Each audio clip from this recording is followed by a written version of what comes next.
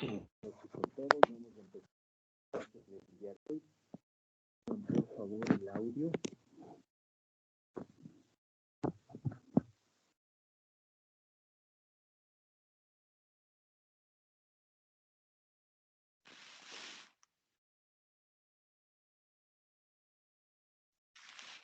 ¿Me confirman el audio? Tengan la bondad. Buenas noches, doctor. Si se escucha bien. Perfecto, Sí se gracias. escucha, doctor. Gracias, vamos a compartir pantalla, ¿no?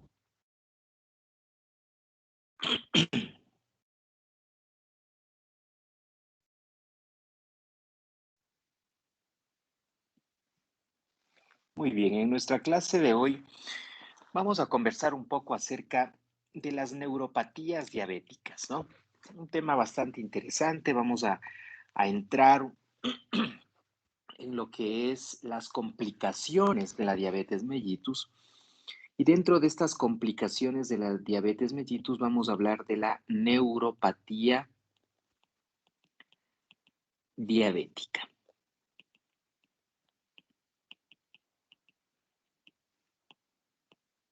Bien, obviamente cuando hablamos de neuropatía diabética tenemos que hacer referencia, ¿sí? Lógicamente a una alteración, aquí existe una alteración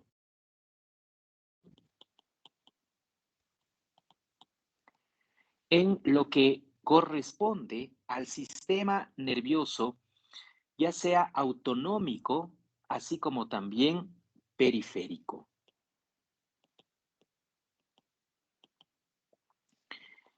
Es importante decir que esta neuropatía diabética no es una sola, sino que realmente corresponde, ¿sí?, a una serie de síndromes, a una serie de entidades. De hecho, hay una clasificación de la neuropatía diabética dependiendo a sus características que podrían presentarse pues tanto en lo que corresponde a la diabetes tipo 1 como la diabetes tipo 2.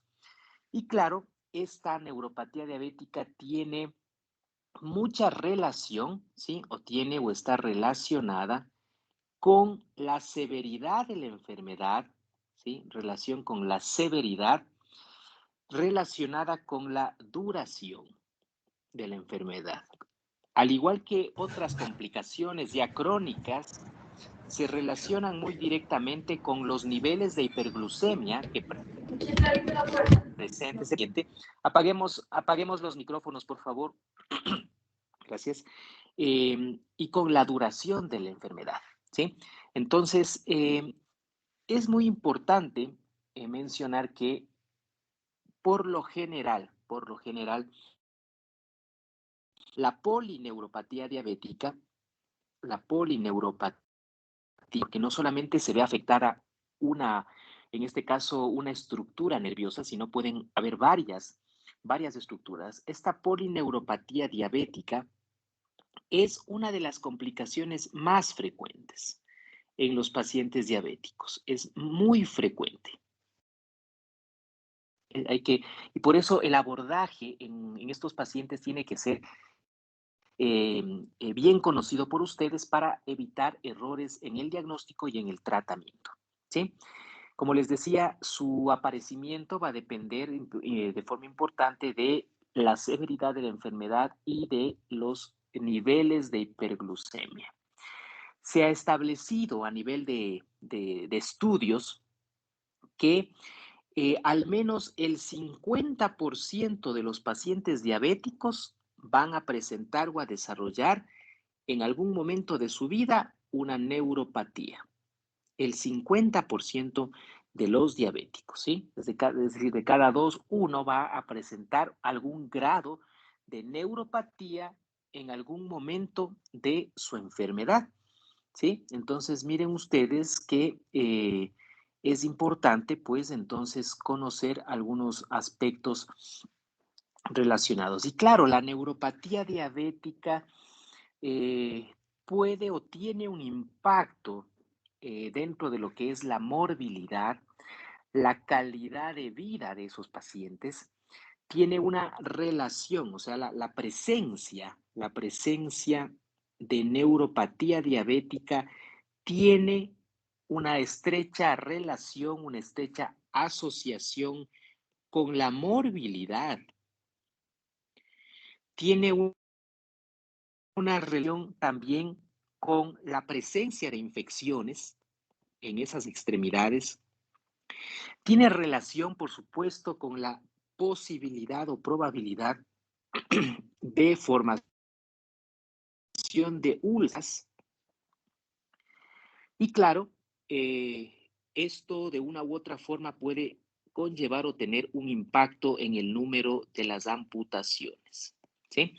Entonces, miren ustedes qué importante. Ah, no, solamente es una cuestión de parestesias, es una cuestión de debilidad proximal, distal en el paciente diabético. No, no, no. O sea, subestimamos este tipo de afectación y claro, a la larga, esta neuropatía que inicialmente pudo haber iniciado como una mononeuropatía, termina afectando ya de forma múltiple, es decir, una polineuropatía que hace evidente o que ya va afectando no solamente la calidad de vida del paciente, sino también aspectos importantes en cuanto a la probabilidad de más enfermedades, de más infecciones, de más riesgo de úlceras y por ende más probabilidad de amputaciones. ¿Sí?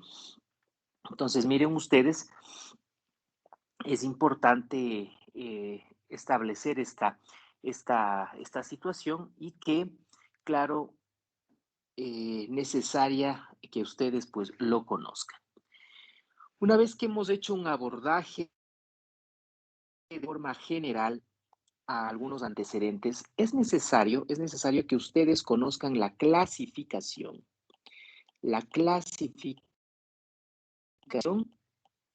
de la neuropatía diabética. Y en este punto vamos a clasificar a las neuropatías. Ya no vamos a hablar ahora solo de una neuropatía, sino neuropatías diabéticas. Y las vamos a clasificar nosotros en una neuropatía difusa,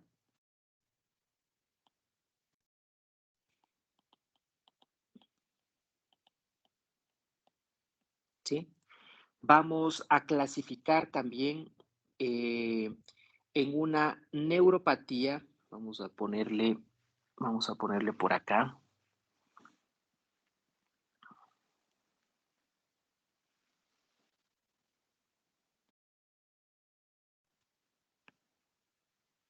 una mononeuropatía,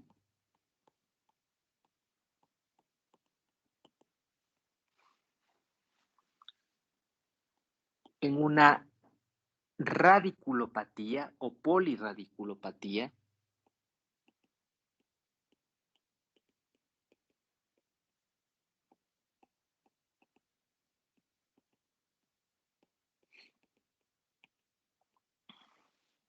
¿sí? Algunos autores, algunos libros eh, prefieren hacer una clasificación dentro de las neuropatías diabéticas o más bien neuropatías asociadas a la diabetes, si algunos toman ese nombre, y claro, lo ponen como neuropatía, vamos a ponerlo acá como una neuropatía o neuropatías diabéticas propiamente dichas, ¿sí? Como neuropatías diabéticas. Y hay otra clasificación, o más bien dentro de estas, como a las neuropatías no diabéticas,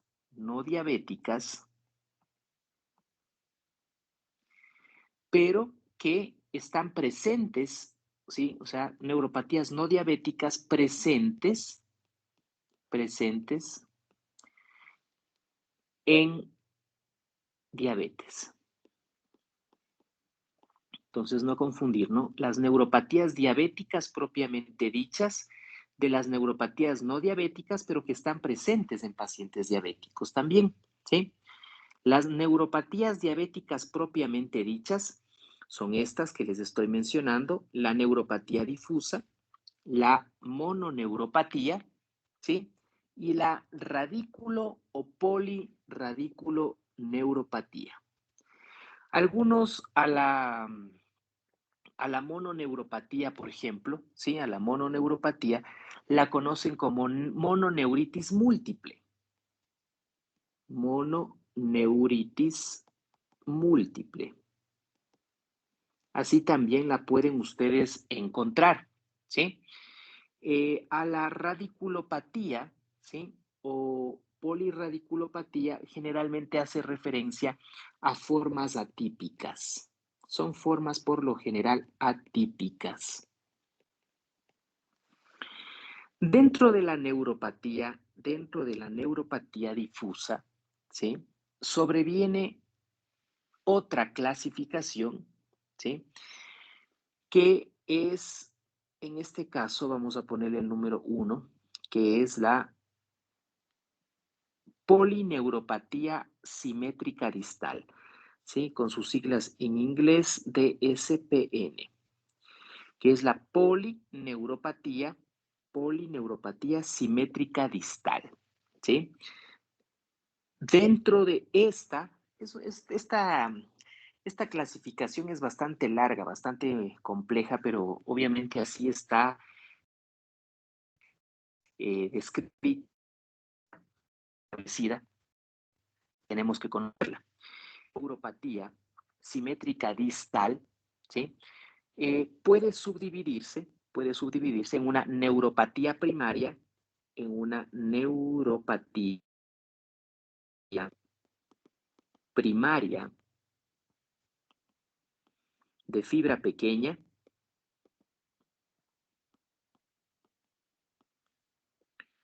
podemos también tener una neuropatía primaria de fibra larga o grande,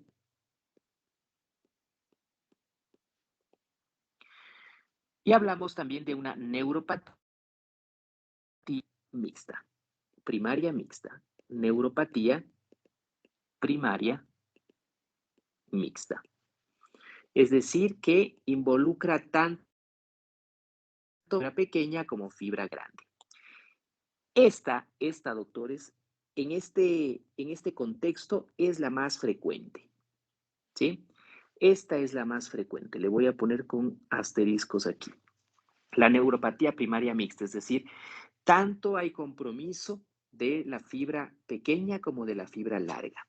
En estas polineuropatías simétricas distales, ¿sí? Que por lo general es lo que caracteriza a esta neuropatía típica. Bien, dentro de las neuropatías difusas, también nosotros podemos hablar en segunda instancia de las neuropatías autonómicas.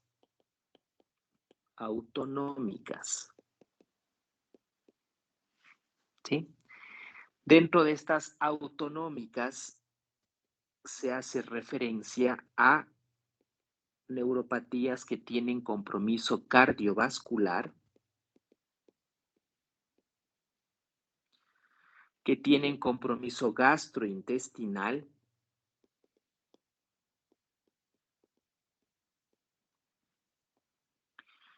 urogenital, porque sabemos que a todo nivel puede y te puede afectar este tipo de neuropatía. Disfunción sudomotora, hay una disfunción también sudomotora que compromete el sistema nervioso autonómico. Y una función pupilar anormal. Función pupilar anormal. ¿Ya? Dentro de las autonómicas. ¿Ok? Ahora, dentro de las mononeuropatías, ¿sí? Dentro de las mononeuropatías, generalmente debo decirles que tanto la mononeuropatía como la radiculopatía o polirradiculopatía son formas atípicas, ¿sí? La forma más típica que ustedes van a tener es la neuropatía difusa, ¿sí? Y dentro de esta la polineuropatía simétrica distal y dentro de esta la neuropatía primaria mixta, es decir, que compromete fibra pequeña y fibra larga. Suele ser la más frecuente, ¿sí? Pero obviamente no por ello pacientes pueden tener también manifestaciones de otra neuropatía como las autonómicas o pueden estar combinadas o mezcladas muchas veces, ¿ya? Cuando hablamos de mononeuropatía, el compromiso o cuáles son por lo general, ¿sí? Los compromisos mononeuropáticos. Algunos pueden comprometer nervios craneales, ¿sí? O nervios periféricos,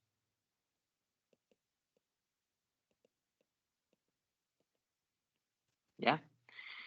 El nervio craneal, por ejemplo, el par 3 suele ser por lo general el más afectado, el nervio o la raíz nerviosa femoral a nivel peroneal, ¿sí? Suelen ser también las más frecuentes, por eso que estos pacientes pueden establecer cierta sintomatología en una de las extremidades, que generalmente suele ser a nivel femoral, a nivel peroneal o incluso en este caso a nivel del tercer par craneal. ¿Sí? Eso es importante dentro de esta mononeuropatía. En la polirradiculopatía o radiculopatía, ¿sí? Por lo general, los plexos, ¿sí? Los plexos radiculares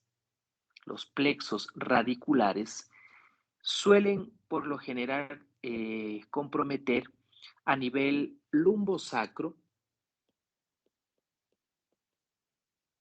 ¿sí? Y también puede haber una radiculopatía torácica, la radiculopatía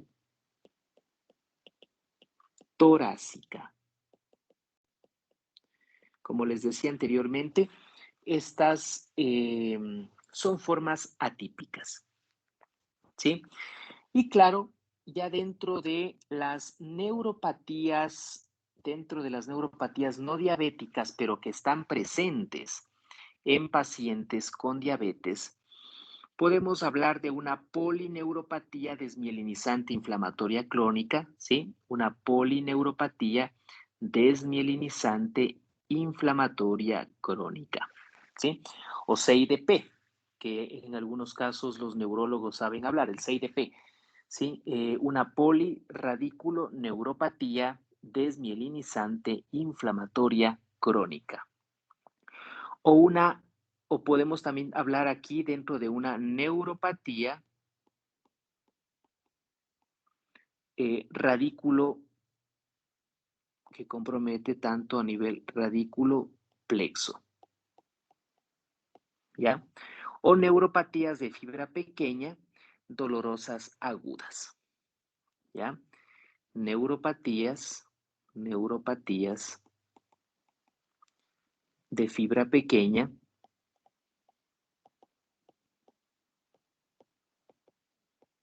dolorosa aguda. ¿Ok? Entonces, esas tres formas tenemos dentro de las neuropatías no diabéticas presentes en diabéticos. ¿Sí? La CIDP, una neuropatía radiculoplexo y las neuropatías de fibra pequeña dolorosa aguda. Vamos a tocar algunos aspectos generales, sobre todo de las formas más frecuentes, ¿sí? Que ustedes pues puedan encontrar, puedan evidenciar, ¿sí? En este sentido. Se ha establecido, si hablamos en este caso de frecuencia, en este caso de aparecimiento, ¿sí? Que dentro de hay un estudio que se hizo en pacientes diabéticos, les invito a leer ese estudio, el estudio Rochester, ¿sí? En el estudio Rochester, ustedes pueden encontrar estos datos que les estoy hablando, ¿sí? Y claro, se estableció que el 50%, ¿sí? El 50% de los pacientes diabéticos tenían esta polineuropatía simétrica distal, el 50%, ¿sí? Entonces, miren, obviamente las otras, en este caso, neuropatías menos frecuente, por ejemplo, dentro de lo que son las mononeuropatías están en aproximadamente un 25% presente de los casos. Las neuropatías autonómicas, ¿sí? Están dentro del 7%, ¿sí? De los casos. Y dentro de lo que son las neuropatías torácicas y lo que corresponde a nivel lumbosacro, tenemos aproximadamente un 3% de estas de acá, ¿no? Y el otro porcentaje, pues, se encuentra siendo distribuido en lo que corresponde a las neuropatías no diabéticas presentes en diabéticos, ¿sí? Entonces, miren ustedes, eh, si estos son cifras que se establecieron dentro de este estudio Rochester que les estoy mencionando, ¿sí? En el cual el 50%, ¿sí? De todas las neuropatías diabéticas, el 50% corresponden a una polineuropatía simétrica distal, ¿sí? Y dentro de estas, la mixta. Bien, entonces, con respecto a esta polineuropatía simétrica distal, ¿sí? Esta básicamente es de tipo sensitiva y motora, ¿sí? Esta polineuropatía de aspecto o de características sensitiva y motora, que es simétrica, es decir, cuando ustedes analizan en qué extremidades se está presentando, tiene que ser en ambos lados. Y es distal porque compromete, no se olviden que en la extremidad siempre voy a tener una parte proximal y una parte distal. Proximal, obviamente, que se acerca, en este caso, de extremidades superiores a las manos o a los pies, y distal, en este caso, que se aleja, ¿no es cierto? Sí. Entonces, miren, ojo con esas características que estamos hablando, ¿sí? En este caso es de tipo sensitiva, motora, simétrica y distal. Esa es la característica de esta neuropatía. Es la más común, ¿sí? Es la más común, como podemos ver, y que muchas veces es el sinónimo, ¿sí? Es el sinónimo para hablar de neuropatía diabética. O sea, cuando uno habla y dice en términos generales, bueno, primero que no muchos deben haber conocido que la neuropatía diabética tiene esta clasificación. O sea, pensábamos que de pronto podía ser una sola, ¿ya? Hablar de neuropatía diabética es hablar de una sola, pero no, miren, toda la clasificación. Y claro, la más frecuente, y cuando por lo general nos referimos a los pacientes, nos estamos refiriendo a esta polineuropatía simétrica distal, ¿sí? Y muchas veces se lo toma como un sinónimo en este sentido, ¿ok? Esta por lo general se caracteriza, ¿sí? Por una pérdida progresiva de la sensación distal, ¿sí? Les repito, esta se caracteriza por una pérdida progresiva, ¿sí? De la sensación distal, ¿ya? Obviamente que está dado o correlacionado con la pérdida de axones, ¿no? O sea, de la pérdida de terminaciones nerviosas. En casos severos incluso puede haber ya debilidad motora. Miren, entonces, no solamente, como les decía, implica la parte sensitiva. En casos ya severos puede haberse comprometido, sí, puede comprometerse también la parte motora. Y claro, esta es la clásica, no sé si han escuchado ustedes, esa pérdida sensitiva en calcetín, o en este caso en dedo, en guante o calcetín, ¿sí? Es decir, hasta donde más o menos me da el guante o hasta donde más o menos me da la media, ¿sí? Por poner una analogía nomás, hasta ahí es donde tengo esa pérdida de la sensibilidad, ¿ya? Por eso muchos autores le dan esa connotación de una pérdida de la sensibilidad en dedo, en guante o calcetín, ¿sí? Entonces, por favor, no se olviden esas características de esta polineuropatía sensitiva motora simétrica distal. ¿Ok? Con respecto a la neuropatía autonómica, esta representa, como les había dicho, aproximadamente el 7%. Generalmente la mayor parte de neuropatías ya de este 50%, que es la polineuropatía simétrica distal, que les había dicho es sensitiva, es motora, compromete ambas extremidades y afecta la parte distal y es sensitiva y motora, en dedo de guante o en dedo en calcetín, ¿sí? Es autonómica, al igual que las otras, por lo general suelen ser diagnósticos de exclusión, ¿sí? Son diagnósticos más de exclusión.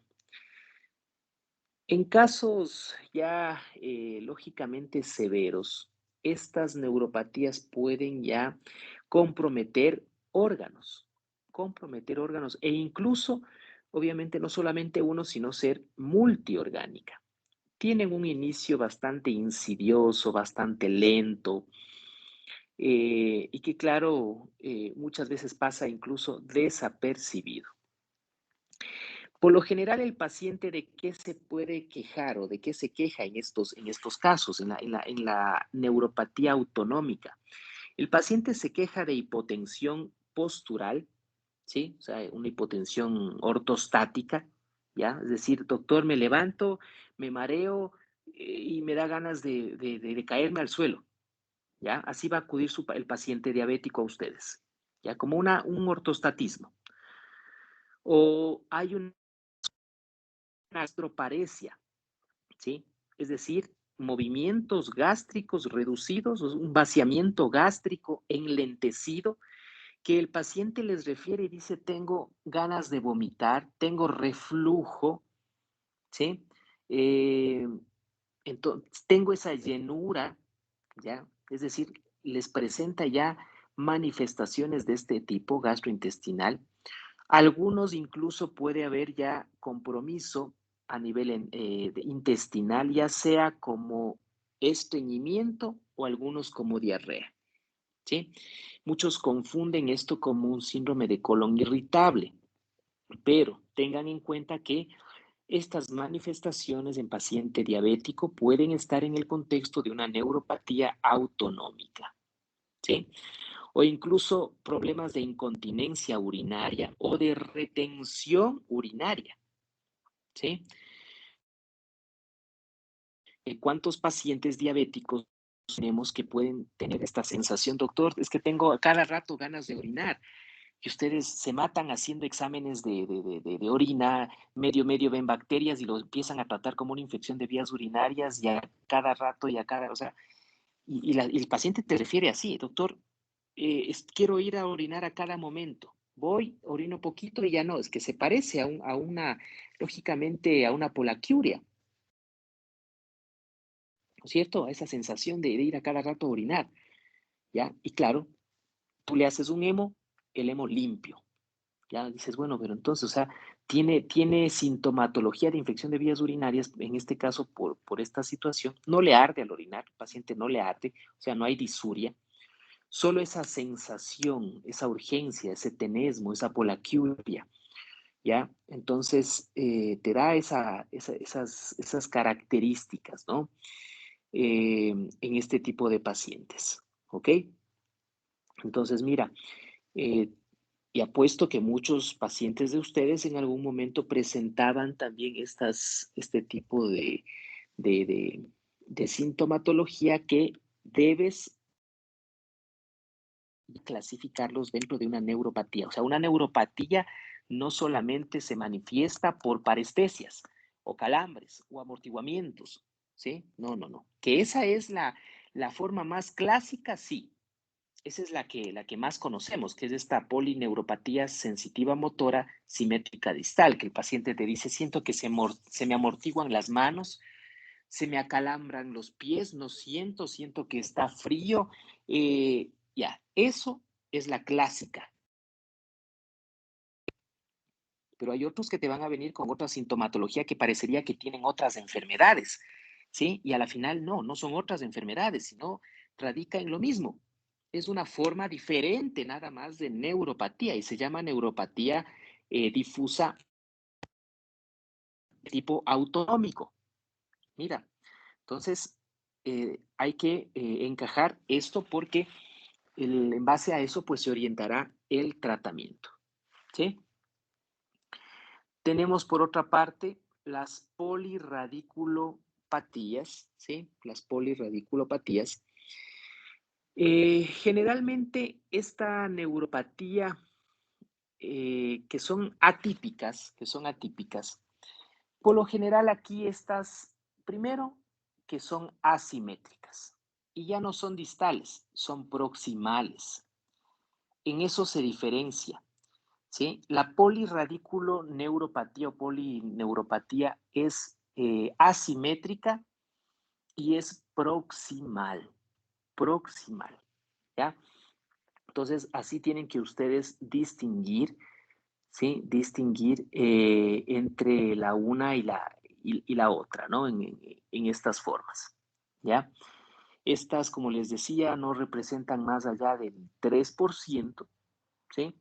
Generalmente suelen afectar a pacientes ancianos, a pacientes ya adultos mayores, ¿sí? Y que pueden incluso, les decía, estas coexistir. Estas neuropatías, ojo, no es que solamente me da la una, no, no. Estas pueden coexistir entre sí, ¿ya? Entonces, no, no es que van a ser puras, puede tener una radiculopatía, pero también una neuropatía sensitiva motora simétrica distal. O sea, puede haber esta coexistencia, ¿no? Con una neuropatía periférica. Generalmente aquí hay debilidad, ¿sí? Hay atrofia a nivel muscular, ¿sí? En estas radiculopatías.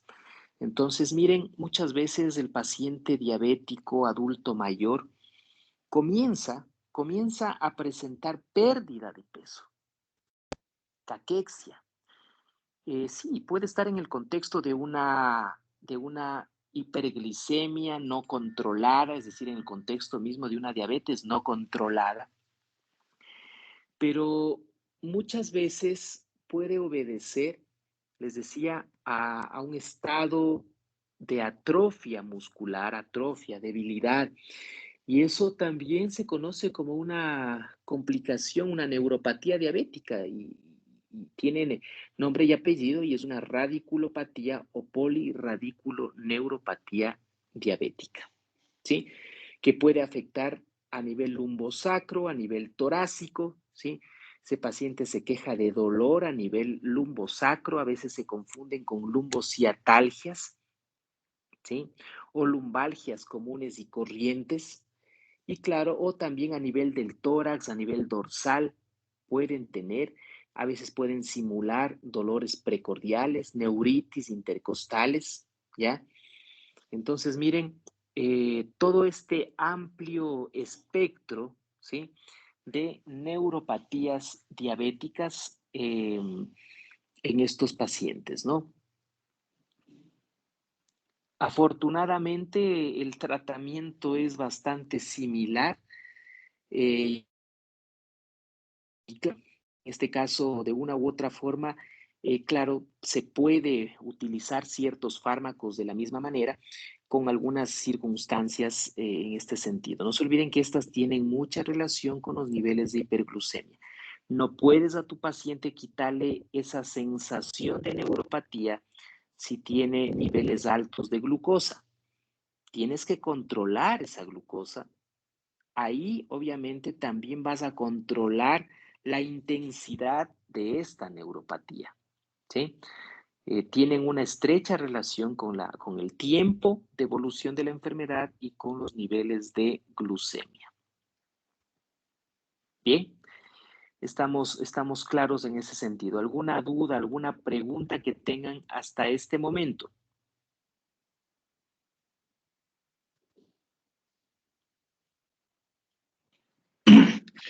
Doctor Ortega, en estas neuropatías diabéticas, el uso de complejo B en dosis altas, tipo Neurobión 25.000 unidades, y si hay dolor, la utilización de pronto de carbamazepina, pregabalina. ¿Servirá la utilización de megadosis de vitamina C como limpiador de radicales libres? Ya vamos a hablar acerca de los tratamientos más aprobados, obviamente, en este sentido. Sí, ya vamos a conversar. Y claro, hay algunos mitos, algunas situaciones que hay que evitar, ¿no? Lógicamente, tenemos que dar únicamente aquello que tenga beneficio en nuestros pacientes. Hay tantas cosas que se hablan con respecto a las neuropatías, medicamentos, unos avalados científicamente, otros no. Ya vamos a hablar en este sentido del tratamiento. Hasta este punto, hasta este momento, hemos hecho pues una clasificación, hemos establecido algunos aspectos en cuanto a algunos antecedentes, ¿sí? En este tipo de pacientes. Con respecto a las mononeuropatías, sí, les decía, hay una que relaciona lo que son nervios craneales y también, pues, en este caso, nervios periféricos, ¿no? Y bueno, pues en sí la afectación, les decía, por lo general suele estar afectado el tercer par, en algunos casos menos frecuentemente el par 6, el par 4 también, pero con menos, digamos, afectación. Estos pacientes pueden presentar una oftalmoplejía. Sí, no sé si han visto a pacientes diabéticos que tienen justamente compromiso del tercero, del cuarto y del sexto par craneal, y puede haber esta oftalmoplejía, ¿no? Entonces, mucho ojo, puede haber incluso dolor a nivel unilateral, tosis palpebral, ¿sí? Y que claro, a veces se confunden esto con parálisis facial, diplopía, una alteración de la función pupilar, también pueden tener estos pacientes, ¿no? Eh, Ahora, eso no quita que bajo ninguna circunstancia no les pueda dar una parálisis facial, ¿no? O sea, y de hecho es más frecuente que les den los pacientes diabéticos esta parálisis facial, ¿no? Por todas estas características, es como que existe un terreno libre para que se den estas afecciones en este sentido, ¿ok? Bien, con respecto a la mononeuropatía periférica, con respecto a la mononeuropatía periférica, sí afecta por lo general una de las extremidades. Esta tiene que ser unilateral, ¿sí? Eso es lo que le caracteriza. Les decía que suele ser más frecuente a nivel de la región, a nivel peroneal, ¿sí? A nivel femoral, pueden estar presentes. Bien. Ahora, cuando hablamos un poco acerca de lo que corresponde el tratamiento, eh, hay otras neuropatías. Sí, me olvidaba antes de pasar a la parte del tratamiento. Hay neuropatías que son ya formas raras, ¿sí? Formas raras, poco comunes. Por ejemplo, por citar un ejemplo, dice otras. Dentro de esta podemos hablar de la caquexia neuropática diabética, ¿sí? Caquexia neuropática diabética.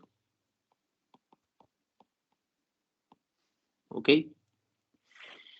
Esta es una forma, es rara y muchas veces podría en algún momento, o de hecho en algún momento podrían toparse con esta caquexia neuropática diabética, donde el paciente pierde un peso importante, más del 5% en los primeros 6 meses, ¿sí?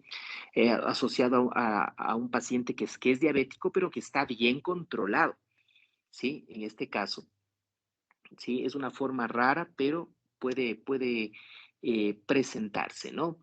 En el cual también puede haber otras particularidades, como por ejemplo, puede haber depresión en estos pacientes.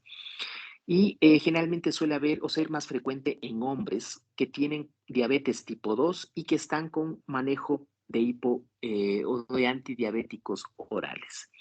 Se ha visto una asociación de mayor frecuencia de, en este caso, neuropatías diabéticas en pacientes que usan antidiabéticos orales, obviamente porque con la insulina puedes alcanzar mejores controles. Seguramente esa es una de las razones, ¿no? Eso con respecto, hay otra que se llama también la anorexia diabética. Anorexia diabética.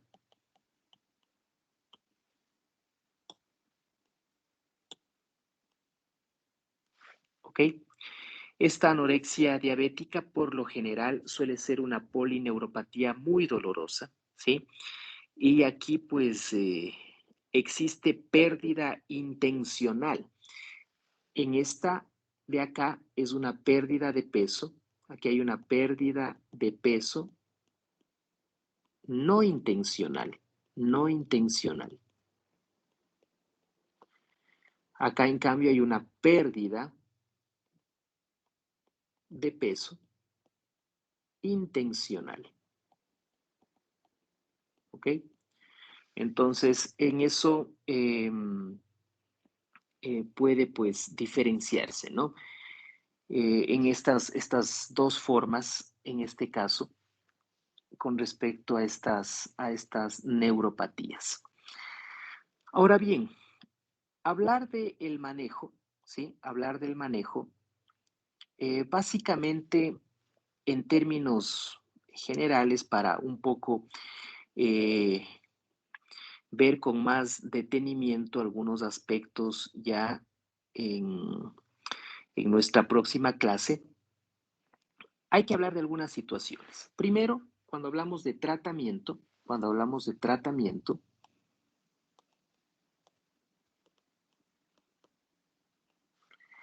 debemos hablar de lo que es prevención de complicaciones, ¿sí? Prevención de complicaciones.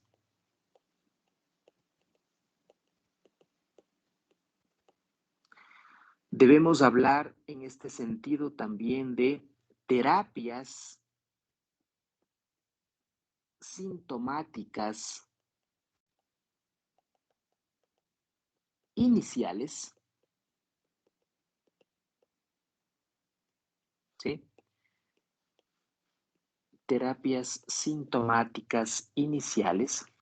Debemos hablar de opciones o terapias alternativas,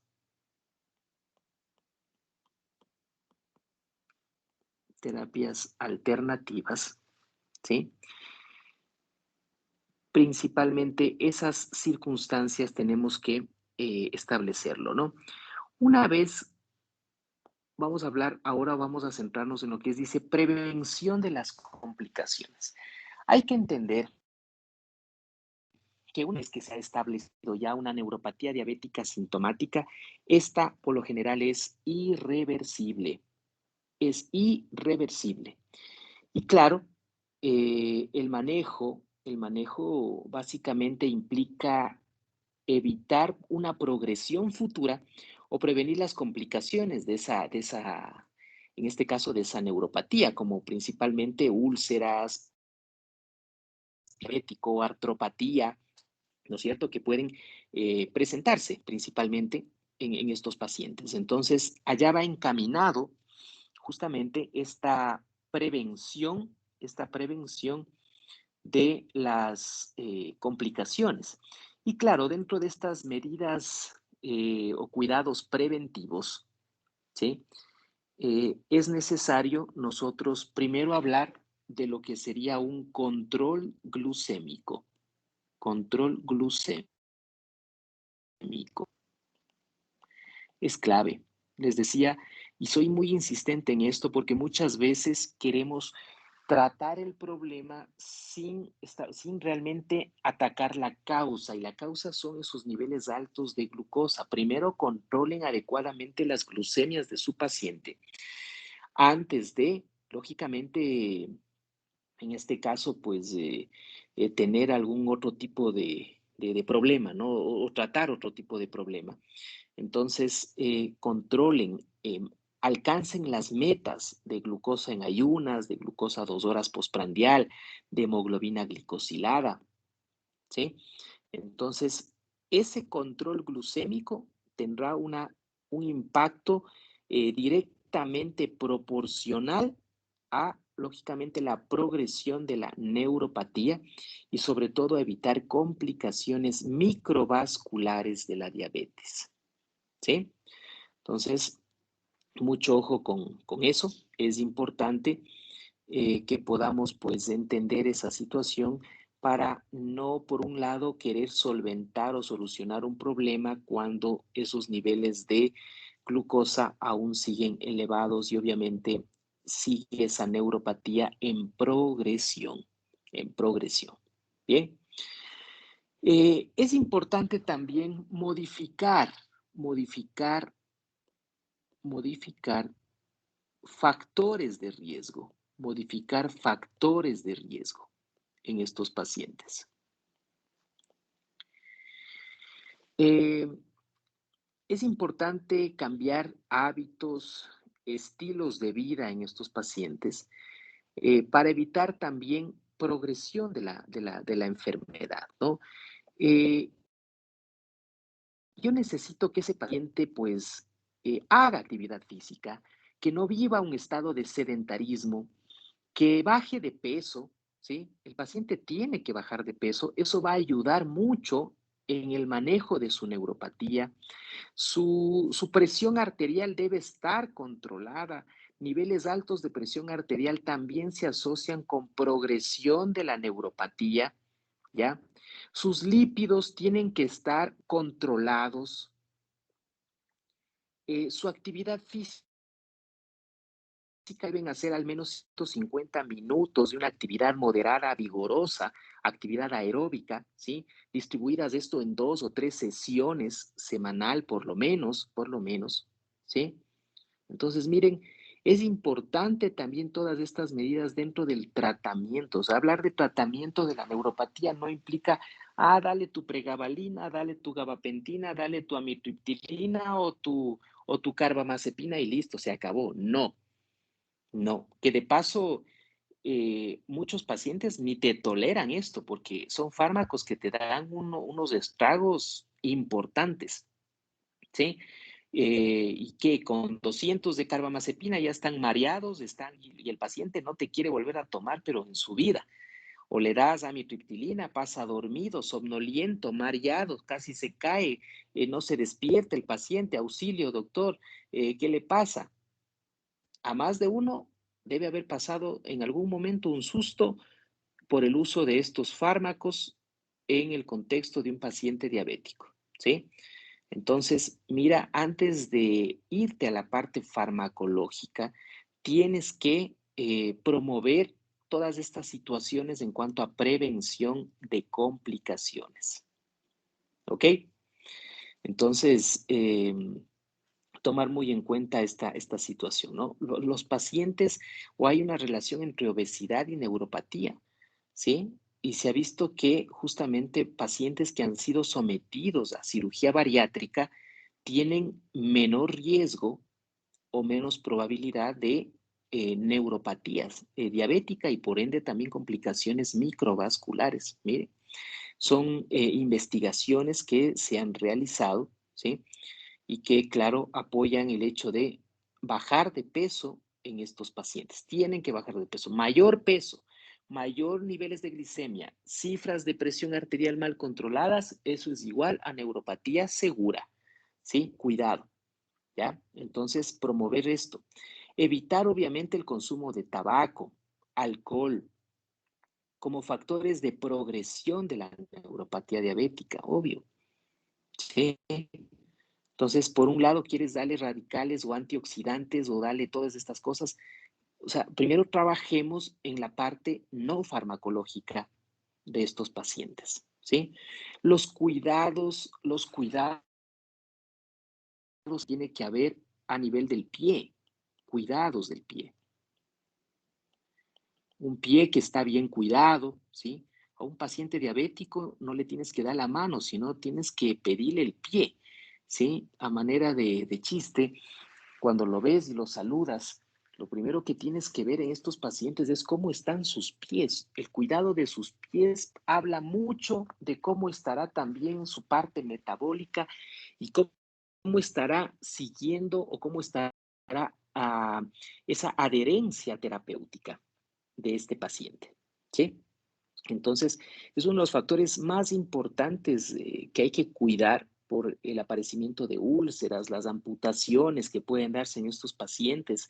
Entonces, mira, es importante el cuidado, que le enseñes el cuidado, un lavado adecuado, un secado adecuado, que se evite la presencia de fisuras, la formación de callos, saber reconocer signos tempranos de una infección, un corte adecuado de las uñas para que no exista pues estos famosos uñeros que después pues terminan provocando infecciones y sobre esa infección puede terminar en amputación esos pies, ¿sí? Entonces, son aspectos que es necesario tomar en cuenta en estos pacientes, ¿no? Y claro, estar atentos, estar alertas de por dónde va esa neuropatía, si solamente es una neuropatía periférica, si de pronto está alterada la propiocepción, la parte sensitiva, motora, si hay hipotensión postural, si de pronto, qué sé yo, hay afectación de otros órganos. Es decir, siempre tener en mente, en cuenta que lógicamente neuropatía no solamente se asocia con el hecho de tener parestesias, calambres y ese tipo de situaciones, ¿no? Sino, pues, obviamente, tener estos otros tipos de elementos también. Establecer la deficiencia de vitamina B12, ¿sí? Deficiencia de vitamina B12 y documentar esta deficiencia de vitamina B12. No todos los casos de neuropatía tú vas a decir, bueno, le voy a dar complejo B, ¿sí? Establecer si existe o no deficiencia de vitamina B12. El complejo B obviamente tiene un sinnúmero. Aquí la deficiencia básicamente es de B12, no de todo el complejo, para empezar. Y esto es importante porque la metformina reduce la absorción intestinal de vitamina B12. No sé si sabían eso ustedes. Y claro, la metformina es importante, es la piedra angular en el tratamiento. Muchos de los esquemas, pues, llevan metformina y está bien, está muy bien porque te reduce el riesgo cardiovascular de estos pacientes, pero el uso ya de metformina crónico reduce la absorción intestinal de vitamina B12, ¿sí? Y claro, esto puede estar relacionado, ¿sí?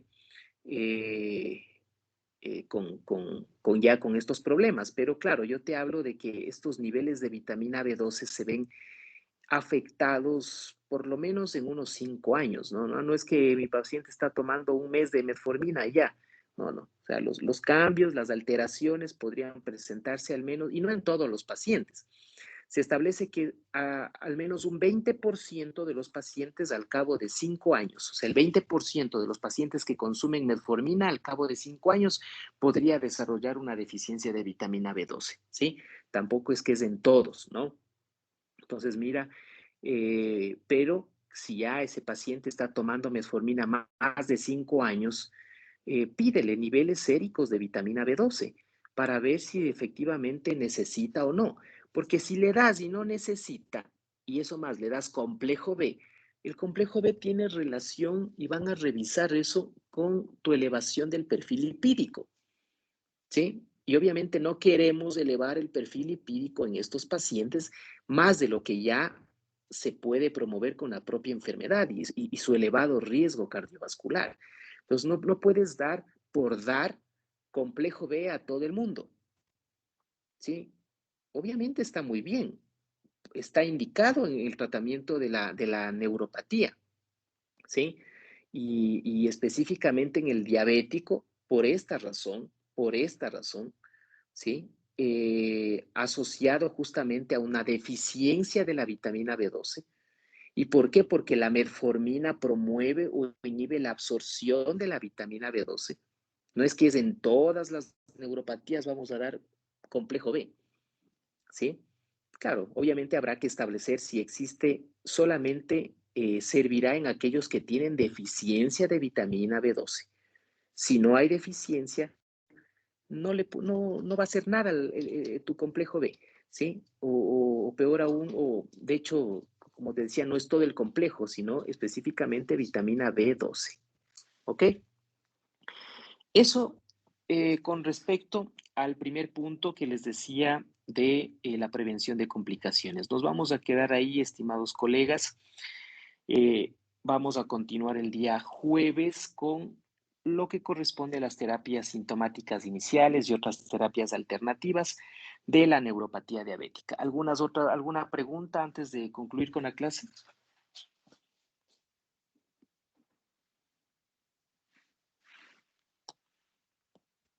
¿Dudas, preguntas hasta aquí? Doctor Ortega, ¿y cómo nos damos cuenta de que realmente hay una disminución o depresión de B12? Pidiendo niveles séricos de vitamina B12. Eso es una prueba. Si hay un examen, si hay una prueba, hay niveles séricos de vitamina B12, niveles séricos de ácido fólico, lo puedes pedir, pero en este caso lo sabes pidiendo niveles séricos de vitamina B12. Y si ¿Alguna hay otra duda? deficiencia, ¿por qué tiempo le daríamos en este caso, pues Neurobión a dosis alta, de pronto 10.000 o 25.000 unidades? ¿Y qué tipo de alimento recomendaría en este tipo de pacientes? Por lo general, verás, hablar de complejo siempre es difícil dentro de la alimentación de estos pacientes que encuentres las dosis adecuadas de vitamina B12. ¿Sí? Entonces, por lo general, o sea, no vas a tener alimentos así exclusivo que te pueda aportar la cantidad. O sea, si nos vamos a nutrir solamente de alimentos que te den toda la concentración de vitamina B12, no va a ser posible esa restitución o esa sustitución en este caso. Entonces, sí necesariamente en este punto es importante valerte de suplementos, valerte de medios exógenos. Puedes hacerlo ya sea intramuscular, ¿sí? Con 1000 microgramos. Se recomienda una dosis de 1000 microgramos en inyección intramuscular una vez por semana, ¿sí? Esto por un mes. Entonces, estamos hablando de 1000 microgramos, o sea, inyecciones que te permitan cubrir 1000 microgramos intramuscular una vez por semana, por un mes, y después seguido esto de 1000 microgramos una vez por mes, y esto lo puedes ir monitorizando en el mes tus niveles séricos de vitamina B12 para ver si ya estás cubriendo esas necesidades, ¿no? Pero al menos se recomienda que dentro de estos primeros 3 meses inicies con 1000 semanal, una vez a la semana, por un mes, y después una mensual en los siguientes 2 meses sería, ¿sí? Y claro, a través de la evaluación de, en este caso, tus niveles séricos de vitamina B12 para ver si ya hasta ahí no más, o necesitas seguir poniendo más inyecciones mensuales hasta cubrir con esa deficiencia completamente, ¿sí? Aquí El, obviamente el, tendrás que hacer el control, ¿no? el 1000 microgramos equivale al el comercial Neurobión 10.000 unidades. Ahí sí no sabría decirte con respecto a eso. Tendrías que ver en la caja a cuánto equivale, ¿no? Pero la dosis de, en este caso, vitamina B12 es la que te estoy comentando. Ujú. El Tendríamos que ver pan, la presentación del comercial. perfecto. El pan es rico en vitamina B. Sin embargo, son harinas contraindicadas en los pacientes diabéticos, muy Así calóricos. es, No así deberíamos es. darle. Así es, definitivamente lo que te he mencionado, o sea, querer solamente aportar en la parte de la dieta, es que no vas a encontrar vitamina B12 así, siempre en complejos, siempre en cantidades pequeñas. Para cubrir esa dosis tendrías que mandarle a comer, o sea, no es factible. No es factible cubrir una deficiencia de esta naturaleza en el contexto de una neuropatía diabética únicamente con alimentación. Quédate en la alimentación saludable que debe tener ese paciente en el término y en el contexto de su diabetes, ¿sí? No más ni menos que eso. Y este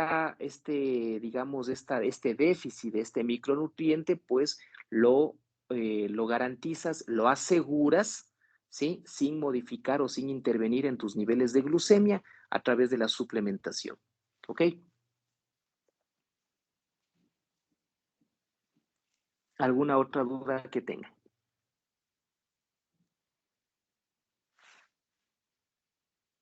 Bien, ahí nos quedamos entonces, estimados colegas, nos vemos en nuestra próxima clase, ¿no? Gracias, doctor Ortega. Ya, que les vaya muy bien. Gracias, doctor. Muchas gracias.